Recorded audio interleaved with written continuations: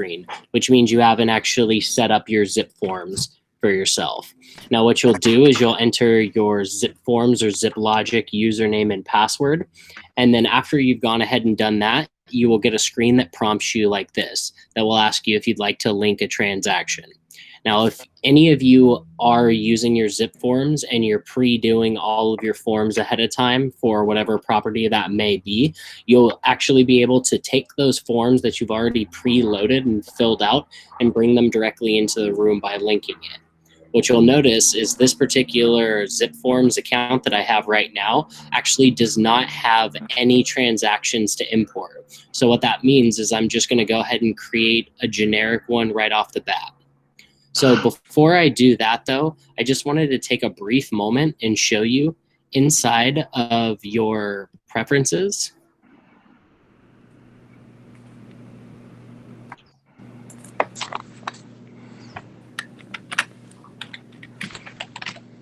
And then once this loads, give it 1 second. There's an integrations tab.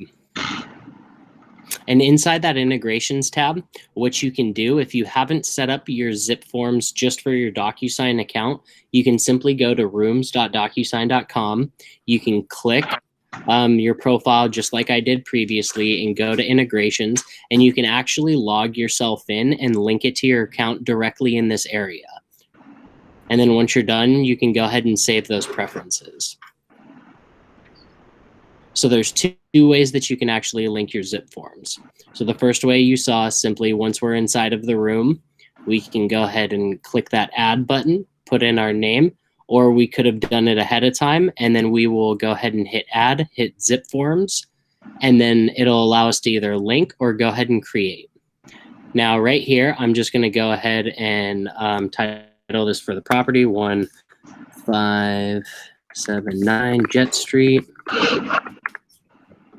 Oops, 1579. All right, it's going to be a listing and it'll be residential. And then I'll go ahead and get that created for myself. Now, the next thing it's going to ask is which location. Now, for those of you who are wondering, you're like, man, I just need the zip form library and I don't want to search around. Well, the simple thing to do is just click this zip forms library right here. Now, when you click that zip forms library, what you're going to notice is it's going to give you all the different library files that are available. Now, for you, Jason, you said you're having a hard time searching for those OREF forms. Once you've gone ahead and linked it inside of your DocuSign, there's this select library tab right over here. And what we can do is we can click that over, and then you notice there are OREF forms. So if I go ahead and click that OREF form, I'm going to be able to bring in all of these documents. I can choose. So I need to get on that same page that you're on.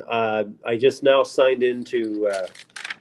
I signed into Zip Forms just now, so I could be on the same page that where you're at. Can I ask something? So, okay. Is there, I'm sorry, but isn't there, I've never done it this way. I just go directly into Zip Forms and everything is all preloaded. If you go into listings, it's like somebody's already put in everything in there. All of the forms that would be necessary for listing, all of the forms that would be necessary for a buyer. What's the advantage to linking it this way instead of just going directly into the forms? It's all loaded and then just right to DocuSign. You know, really, I do it the same way. Yeah. And then you go up to the forms to the top right? I didn't hear that part. I think I'm doing it the same way you're talking about, where you go to your forms at the top right. Once you're in, you've got your template done, and it pulls. Yeah, if you need to add anything, but all the basic forms are already in there, the cover sheet thing. Yeah, so you don't have to click and pull it all in. Yeah, if you've got the template going, and then you can connect directly to the RMLS, and it'll add all of your listing information. Oh, so are we trying to make a template? So I've already done this then. Right, I think so. Oh, okay. Yeah, all we're doing is just showing different avenues. And to be fair, like, I completely understand how it seems like it's a couple additional steps when we're doing it this way. 100% agree.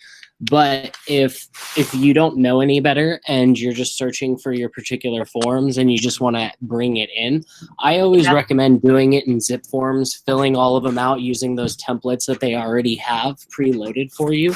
Just because when you link the transaction after already preloading it in zip forms, what that allows you to do is basically all you have to do is bring those forms into the room and then mail them out for signatures. And then you're done with it. Yeah. So it's really an agent's preference at this point. But mostly what I'm showing is inside of here, this is where you can find your select forms for zip forms for OREF. Now, I highly recommend for those of you who are looking to get, a little bit more of an advantage and an edge in using your zip forms in your DocuSign, go check out those CE courses, mostly because they'll teach you all the quick tips and tricks, and they'll also show you some of the shortcuts that are in there.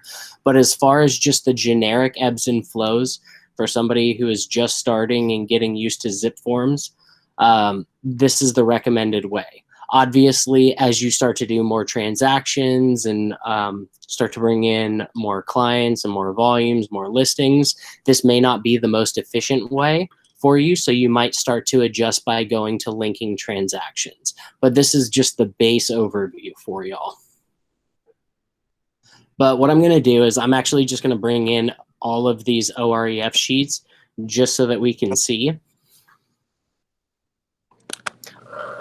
I'm not going to get too heavy into filling out the forms because the filling out the forms class, we all really need to be attending those contracts and compliance questions because I am not going to fall in the realm of compliance coordinator, mostly because I'd like to protect myself legally. But what I am going to show you in here, again, is just those foundationary pieces of once we go ahead and load the entire OREF zip forms library right inside of this room. So give it a second for all these documents to load, and then I'll show you how you can get these directly on the fly. And let me turn off my camera to speed up the load time. Actually,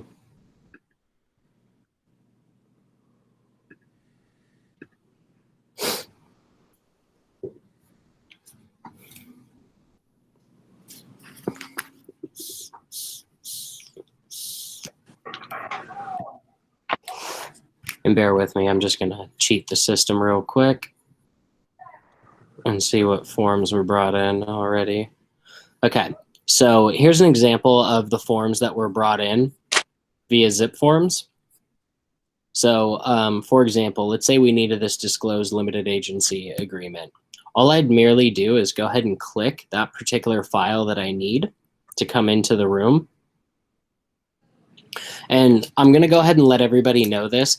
With zip forms inside of DocuSign, you can edit documents directly. Now, when you add PDFs into the room, you do not have this accessibility. So if I used a disclosed limited agency agreement from my brokerage that I just loaded in as a PDF, my accessibility in terms of being able to fill out the form like you're seeing here now, where all I can do, here are the yellow lines, I can go ahead and put this information in there. You will not be able to do that for any of the other forms that you bring in. Only zip forms connected to DocuSign will allow you to fill out your forms directly inside of here. Now, there are avenues to do that. I will take a brief moment to show everybody, but it is not recommended. What I will show you after this, it's not recommended that you do it this way just because there are ways that you can have errors in there. But as you can see, I can go ahead and fill out this information. So I'm going to fill out part of it, and then I'm going to go ahead and show you what the back end way of filling these forms out would look like. So let's say I went through, I've saved it, I'm good to go. I have my zip forms paired, I've got my documents inside. I'm just going to go ahead and close that out. I'm going to return to the form.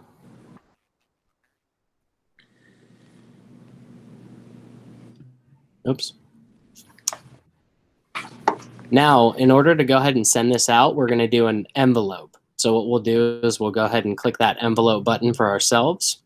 And then we're going to go ahead and do a brand new envelope inside of there. Now I'm going to do this really quick. I'm going to pick the one room document that I did, which was the disclosed. Where is it?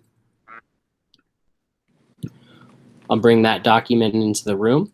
And then it allows me to add recipients. So I can do it one of two ways. I can do the room participants, and something I want everybody to notice is as a room participant right inside of here, because I am the person that is listing my home with Latasha, you'll notice that I'm already designated as seller 1 in there, and my information's in there. So I don't have to add anything. However, let's just say, for example, maybe you're dealing with a husband and wife and you only put one of those contacts inside. What you can do is you can click add a recipient, and then you can go ahead and just do email addresses right through here. So again, I'll just go ahead and just do myself, and I will use, I'll use one of my personal email addresses. And then once that's done, make sure you put your message, please sign, whoops, and turn.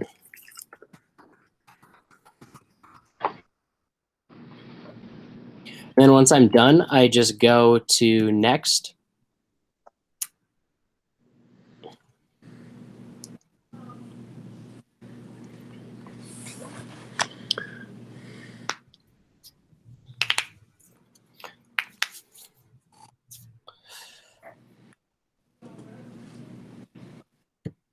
Now, once we're inside of here, you're always going to remember, you're going to go ahead and you'll drop just the signatures in there, buyer signatures, drop those date signs. Pretty simple. When you're going to your second client inside of there, you'll just go ahead and toggle that switch so that it changes to your next client inside of there.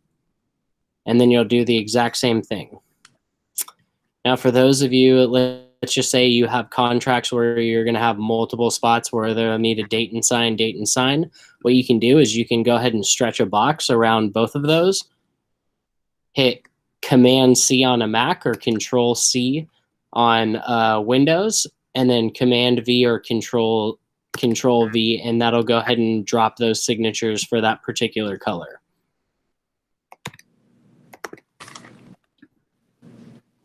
So that's just a quick shortcut for y'all. But I'm going to go ahead and get rid of those. Now there's something that I also want to show inside of here.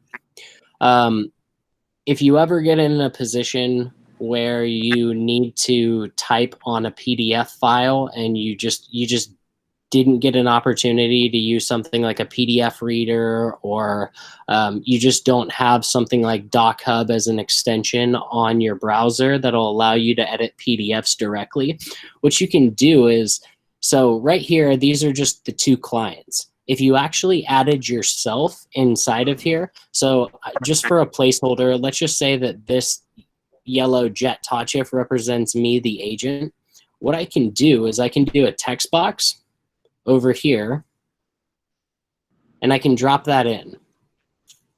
And what I can do with that text box is I'm not going to make it a required field. I would make it a read-only field. Now, again, I'm teaching everybody this as if you're inside of a pinch, this is a quick way to edit on the fly.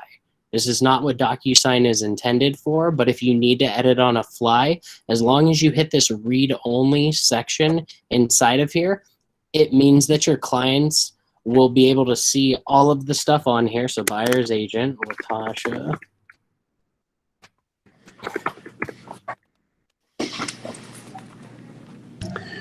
Hey, Jet. Yes, sir. I think right after this we should move on to the templates too. Inside of templates. Okay. Hey, Jeff, before you leave that though, what happens, because this is how I do it, but I've never clicked it to read only. I didn't know that. So what has happened where I left it on the, whatever it was? So You changed something over here to read only in that box, but I never changed, required. I did. I just unchecked the required field in there. So when you don't have read only checked on here, what that means is your client right, as they're viewing that document to sign, if at any point they look at that text box, they can actually click the text box that you have because it's not set as read only, and they can change the text in there. Ah, that's and not good. Okay. That's not good at all. So that's Ah. why we want to make sure that we're putting read only, because that's going to verify for us we can only read the documents. We can't edit them. If read only is unchecked, then your clients will be able to go in there willy-nilly and they can change whatever they want in there. Okay, thank you.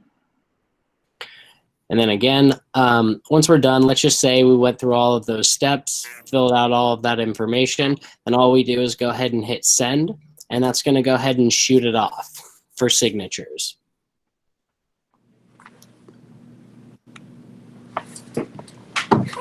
And once that's done, what you'll notice is right here, this is clearly waiting for signatures inside of here. But if I jump back to my command and I hit sync transaction, and then let me just say I want to pick a residential form for myself.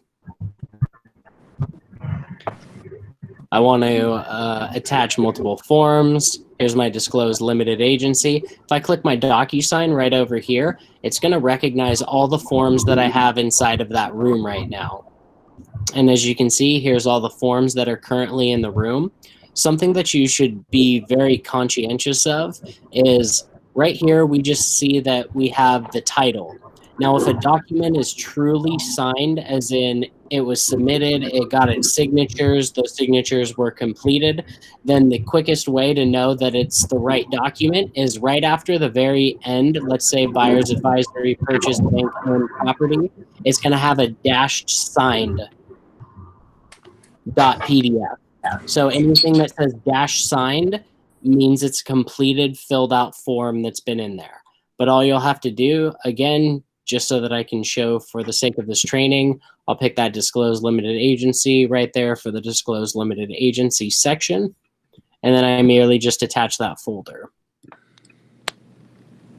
And then once I'm done, I can submit it directly to the Market Center right through there.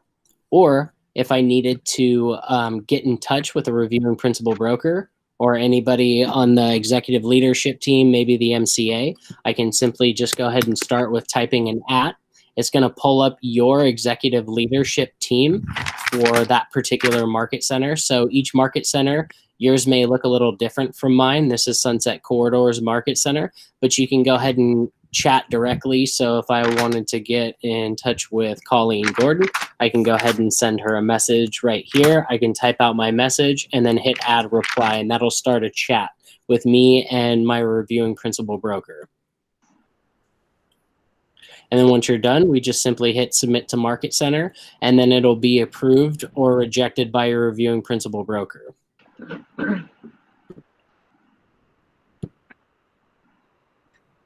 And then Morgan, do you think we're going to have enough time for templates if we have to jump into new listings and advertisements through command? I want this to be a little bit more balanced. Yeah. Can you click on that LB for me real quick? Sure. Jason, you can toggle between switch to e-signature, and it'll bump you into DocuSign.com. But remember to create all of your DocuSign rooms through command first, because you cannot create them through DocuSign.com. Think of DocuSign.com as the front door and command as the back door. You can only create the rooms through the back door. But here on the front, here on the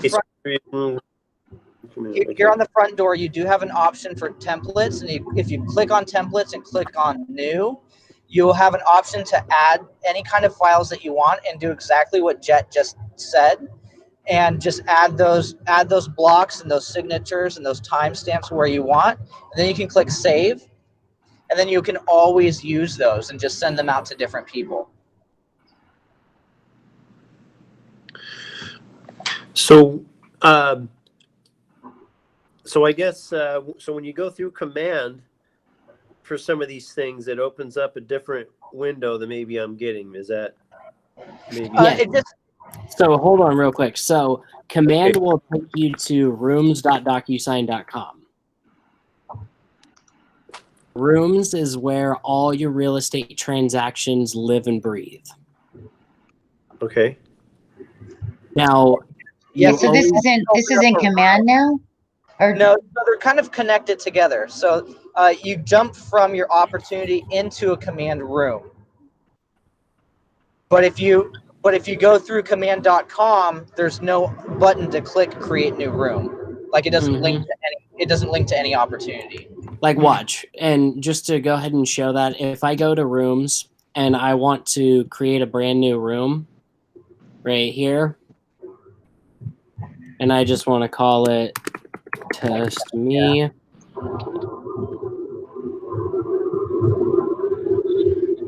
Like it'll just be floating around in a no man's land. Exactly. So what Morgan's trying to convey, if you create a room inside of DocuSign without going to command like I showed you where you hit start transaction, then this room goes nowhere. I can send out envelopes, I can do all of my signing and documentation, but if I try to come inside of here and link this transaction, it's only going to allow me to link the transaction with what I started when I first clicked start transaction. There's no way to link simultaneous rooms to different opportunities. And then one other thing, Jet, moving on, let's do Shenna first with her linking Facebook with command. I would just, Shenna, yeah, perfect, man. No, actually, why don't you stay there and just go to your settings real quick. Yeah, I'm going to sign into mine because that way it's my DocuSign. Yeah. Don't have her Facebook.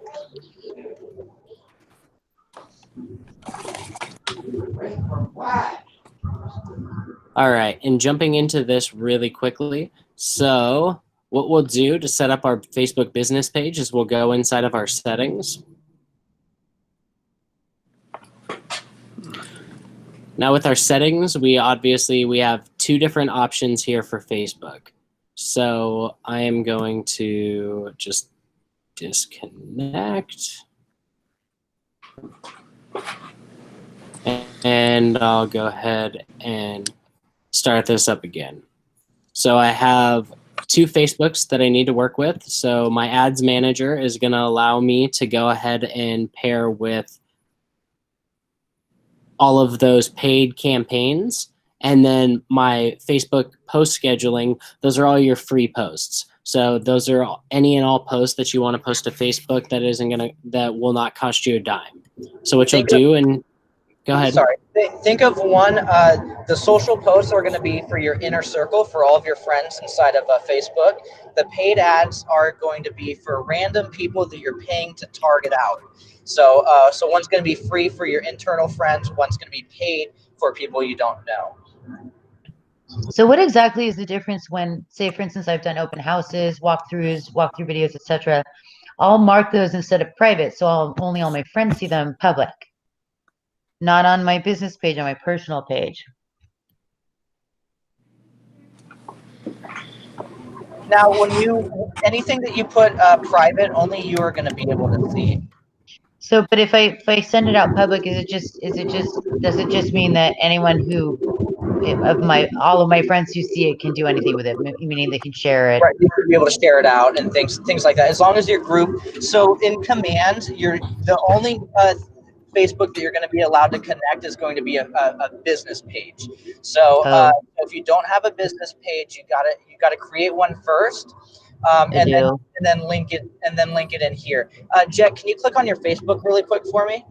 Yeah, of course. So you'll notice though I changed from my personal one that I don't have a business page to the Sunset Corridor where there is a business page. And the minute I did that, it automatically recognized my credentials. So if you're already logged into Facebook, make sure you're doing that ahead of time before you pair.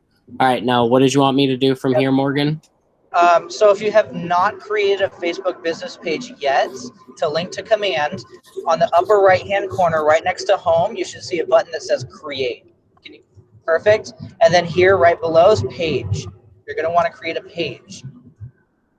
And it should be pretty easy from here on out. I'll just do business or brand. I would put in your name plus real estate broker or something similar along that lines. And then category, I think there's real estate agent inside category. Real estate agent. Perfect. Just go ahead and click on that. Well, actually, we won't create any on Sunset Corridors. However, if you go through this, it'll hold your hand on building that Facebook business page. Now, can you toggle back over to command there for me? Mm-hmm. Now, when you link your command Facebook pages together, it will pull your private account, but that's just because your private account houses your business page. So you won't be able to connect your private page, only a business account that you create. Mm-hmm. And then I'll go ahead and connect this account as well. So once you've connected one, it's always going to recognize. So the public facing one, just so everybody is clear on this, KWSC Sunset is the business page and KWSC DFI is the public page. So if you're looking at this and you're wondering, for some of you, why it seems like it's your public page, don't worry. It's not gonna. You have the option when you are creating your ads to choose whether you want it on your business page or you want it on your public page. So remember, though, for compliance reasons, only your paid advertisements can go with your business page. As far as public posts, you can link some of them directly to your personal page, but try to keep everything business oriented. Use your personal page to help drive traffic, tag yourself in it, and in return, tag friends and family members or people that are interested in the area so that you can create a nice AI loop where it's going to keep putting that information in front of people that you know or are connected to you. But for the most part, always focus on your listings and your business side and paid advertisements directly to your business page. Hey, on that, let's tail over to showing a quick post on campaigns. Absolutely. And quick posts are pretty easy. You don't have to spend too much time on these. I believe it's going to be in social. Yep. Perfect. So, like Morgan's saying, this is just the dashboard right here. These are all the different aggregates of quick posts that you can have. But if I go ahead and jump into social, I'll get the exact same thing right inside of here. So these ones for the quick post, let's just say you wanted to go ahead and showcase a neighborhood. We have our video campaigns in here. What we can do is we can go ahead and create a neighborhood video just by clicking that. I can go ahead and search for a neighborhood. I'm going to go ahead and use what I always use. All right, Bull Mountain, Portland, Oregon. I'll hit next. What it's going to do is it's going to draw all of that data from Smarter Agent and RMLS right inside of here in the KWLS system. I always recommend just double check. You can trust the system that it's going to be right, but I'm a little OCD, so double check and make sure that this is right, because you can adjust these prices inside of here on the fly. And from the looks of it, RMLS is telling us that the average prices are on the rise. Average price per square foot is on decline right here. But if that wasn't matching, you can simply click these toggles and you can choose rising, declining, or holding steady. And then what you'll also notice inside of here is it's always going to brand neighborhood features inside of here. So we have animal advocates, dog lovers, healthy food. You're limited to 3. Let's just say we already have dog lovers, so I'll get rid of animal advocates. So I can go ahead and search for things. So let's just say I wanted to look for, let's say it's a yoga culture out here. It's definitely not, but you can go ahead and change those over. And then you can edit your agent information. It's going to auto pull all of that info. So just make sure that that's right. Make sure all of that's right. And then you just hit next, and then it'll go ahead and generate a video for you.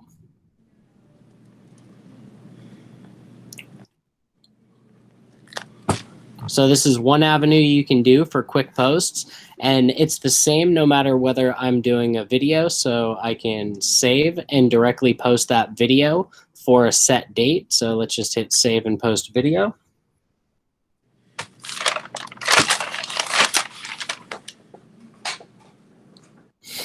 And once I do that, you'll notice it's going to come with preloaded text following all of the different methods that we explained during some of our social media classes. You're seeing a combination of quick words.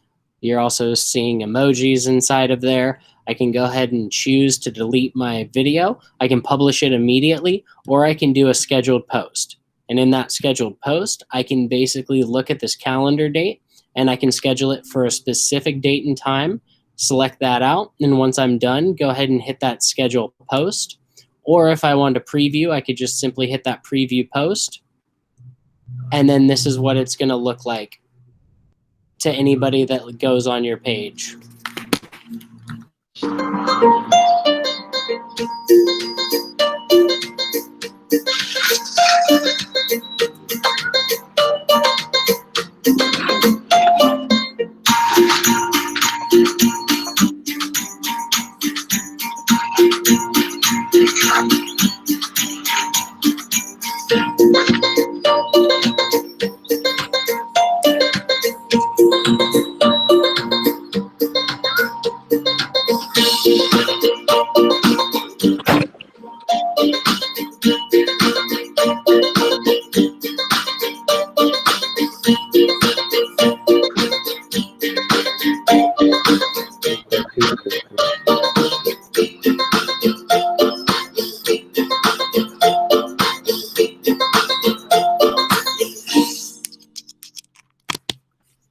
Can you edit the music?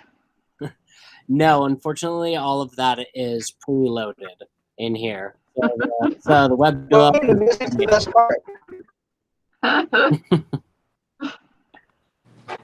But again, all I can do is I can go ahead and hit schedule post. And then before that, if I wanted to do back-to-back posts and get those going, I could easily click this create another. And the minute I hit schedule post, it'll go ahead and start a brand new loop for me. So that's one way that we can do that.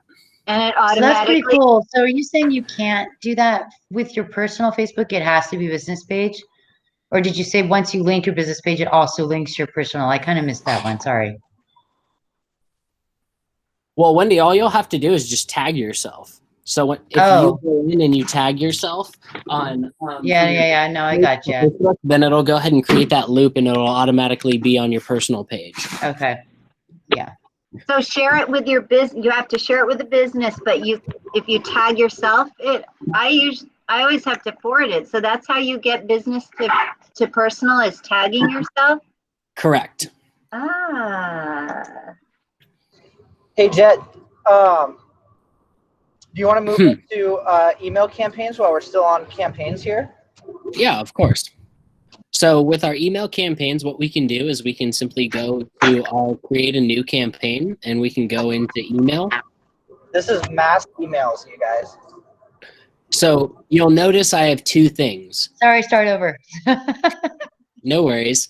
Okay. So I was right over here, campaigns, there's dashboard, paid ads, and emails. I click the emails right over here, which brings me into any mailed or drafts that I've already created. And then what I can do is I can hit create new campaign. Once that's up, I choose again which type I want to use. I want to do the email. And then from there, what I can do is I have command email and MailChimp. So those are my two options. For the sake of just quickness and efficiency, I'm just going to use the command email, and I'm going to use it for, I'll just say, brand awareness. And then I'll set up that campaign. Now, once that's up, we can go ahead and pick our recipient list. Now in here, the easiest way for us to do our lists, or we can just go ahead and sort by our tags. So inside of here, if I have created a newsletter, let me just see. Oh, my bad.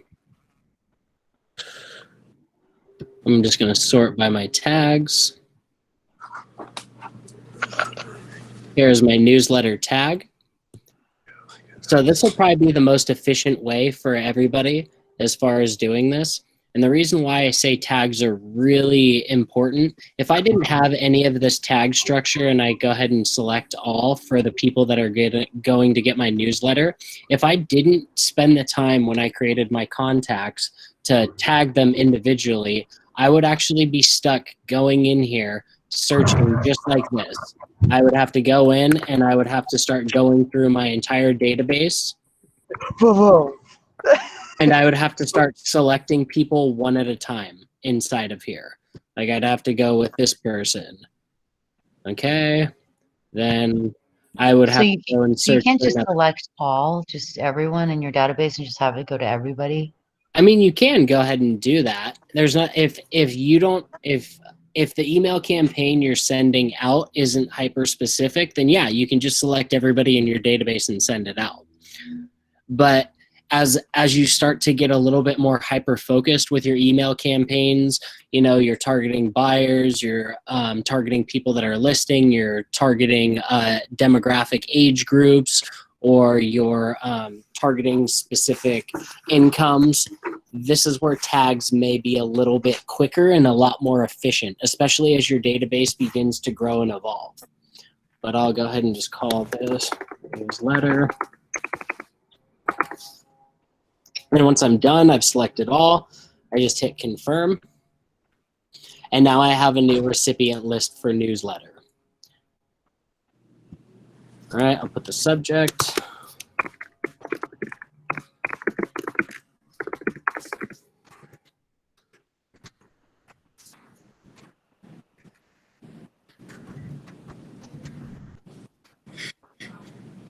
Oops.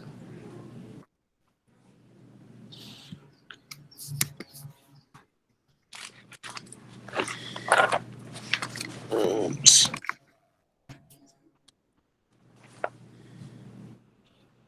Now it's down to designing content. So just so everybody can see inside of here, there are multiple different styles that we can choose from. So there is stacked and then there's columns in here. So these are already pre-done templates for us. All we'd have to do is go ahead and click that particular template.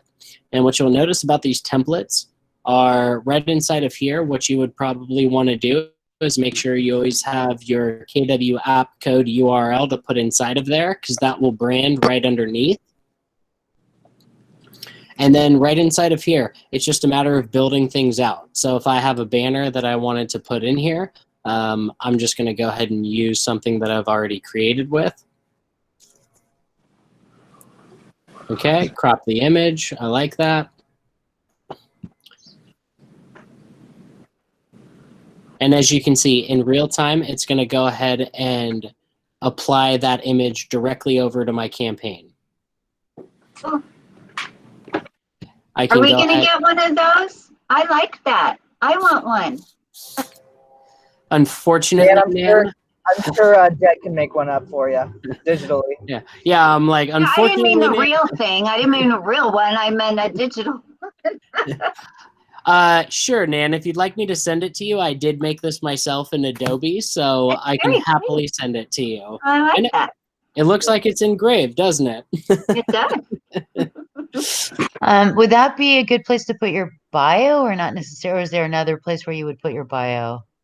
I mean, so in your case, this is mostly for you to let them know who you are, Wendy. Let them know what services you're providing and what areas you're helping with. Is that really the main goal of what your Okay. email campaign is?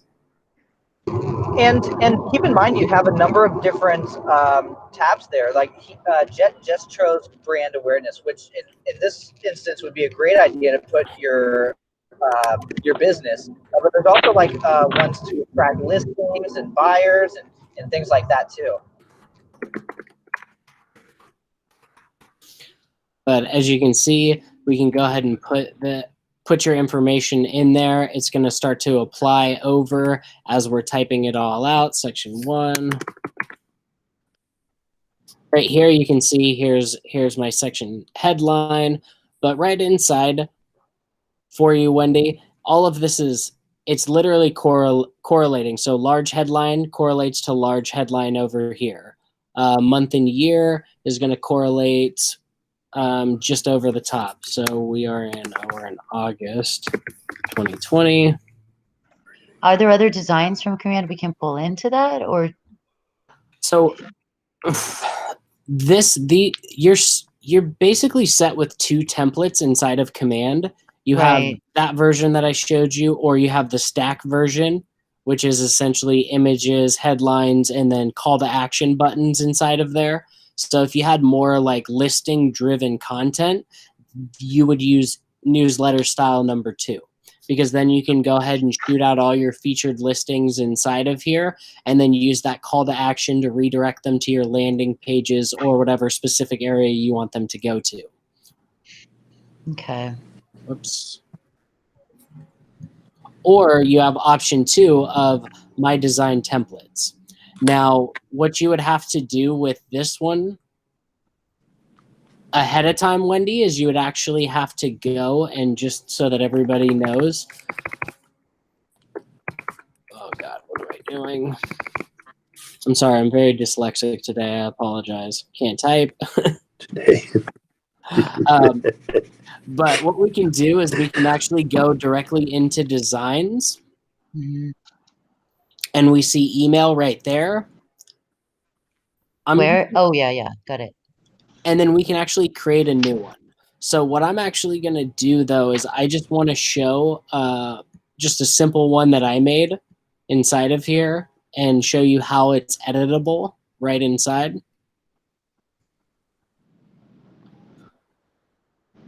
So this is an example of something that I made.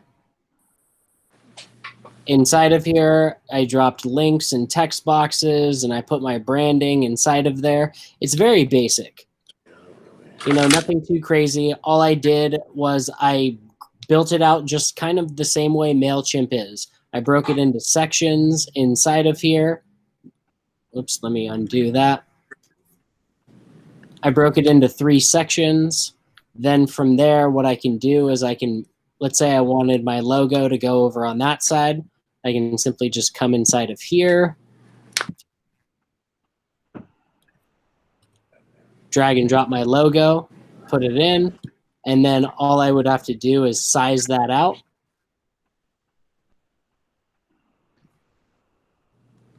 That's all you do. That's all you do. Oops.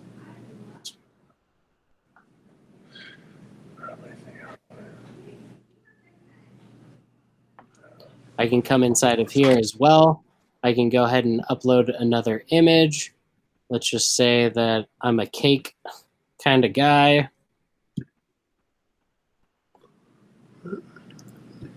This isn't the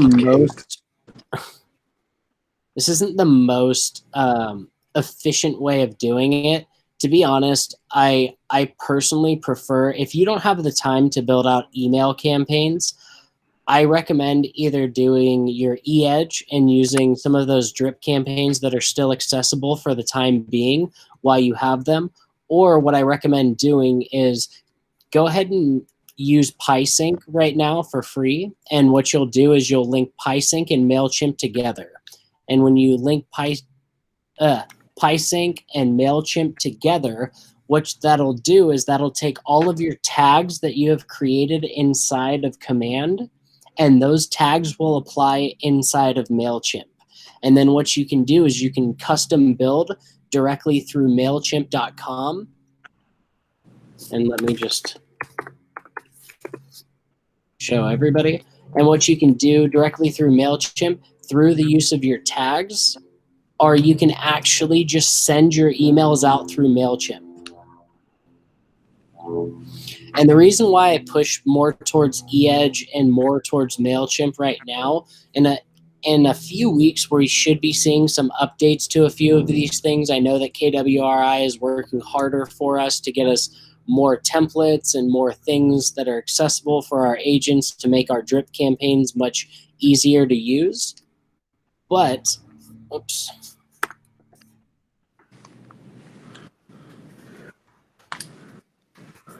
One of the nice things about using MailChimp that's not going to limit you inside of your email campaigns here are, like I said, this looks a little clunky. Can everybody on the call agree that this is a little bit time consuming and a little bit clunky?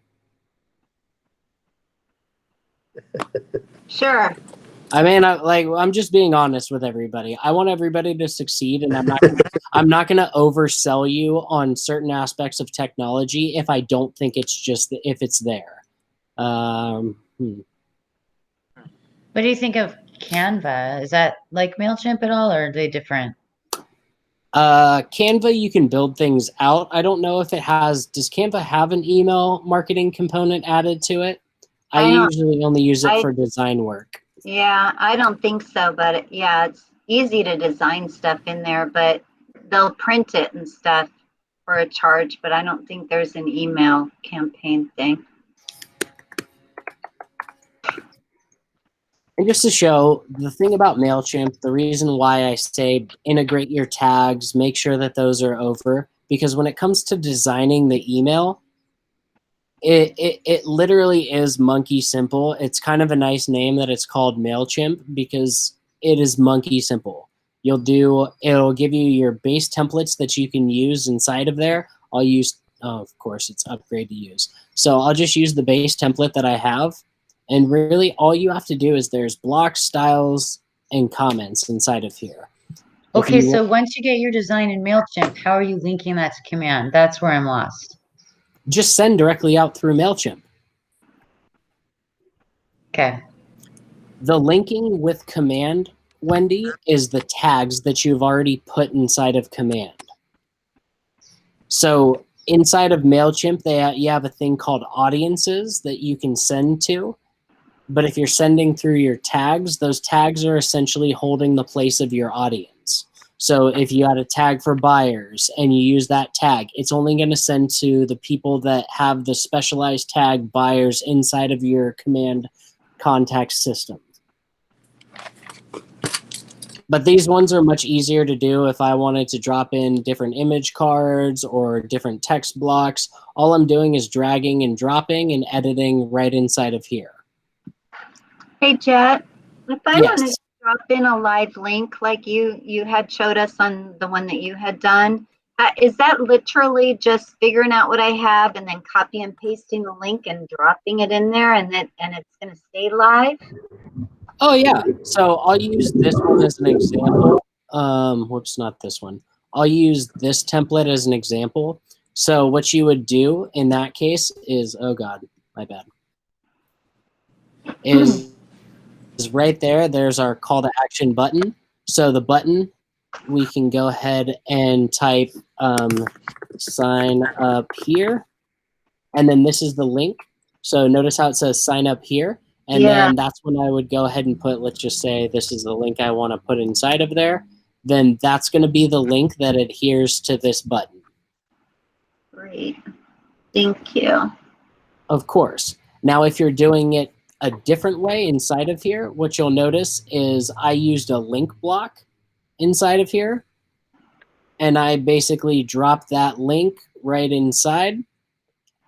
And then you just drop in, I'm just going to copy. How about that? I'll just do that. And then I just drop it in just like that. Cool. Thank you. Yeah, of course. You know, like I got this all dialed in and I'm ready to go with that. But anyway. It's okay. I mean, you know, the one thing we all know about the command system is there's about 50 million ways to skin a cat in here. You just have to pick which one works best for you and which one is the most efficient for you. What else do we need? Morgan, what else is on our agenda while I'm in here? I think for the sake of time, let's just drop one more in, and this will be a fun freebie. Let's do Karen Miller's hotspot. Hotspot? Okay. Can you pull a hotspot from your end, Morgan, since you're hotspotting it? Let's see if I had one real quick question about. And I have a quick question about the email and MailChimp. Are we still only allowed one list in MailChimp? In MailChimp, yes, but in command email, you can have as many tags as you want. Okay. But one thing to note is that you get 5,000 free emails a month in command email, and I think 2,000 for MailChimp. However, However, keep in mind if you're using command email with like email smart plans, because they all pool from the same amount of emails. So if you use 500 emails in a smart plan, you really only have 4,500 emails, right? So something to keep in mind. Let's see if I have enough signal over here. I'm going to jump in. I'll stop presenting. I got you. Okay.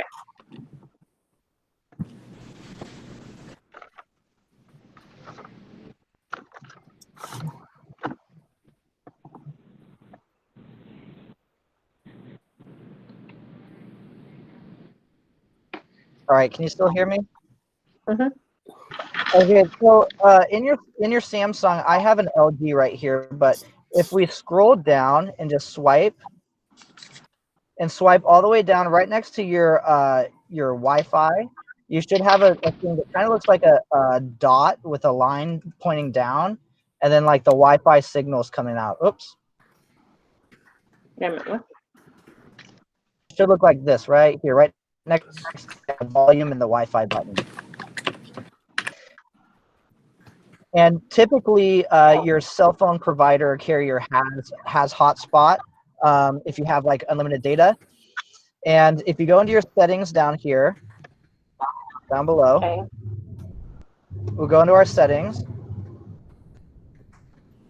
And there should be something that says either Doing, doing, doing. say hotspot or tethering. Tethering, okay. And if you give that a click, you should see something that says mobile hotspot inside of here. Mm-hmm. I just toggle this on right here. And I use a cell phone provider called Mint Mobile. So let's see if I can show you what Mint Mobile looks like. And in Mint Mobile, a little tech shout out. This is a cell phone provider owned by Ryan Reynolds. Who is? And since I'm on hotspot right now, it'll show me how many gigs I have left. Okay. So I can always keep this on my vent right here if I'm traveling. If I want, I want to park in somewhere that doesn't have Wi-Fi, or it's a beautiful sunny day, enjoy last little bit of summer. You can go somewhere and just hotspot your phone, and be able to run internet off of that.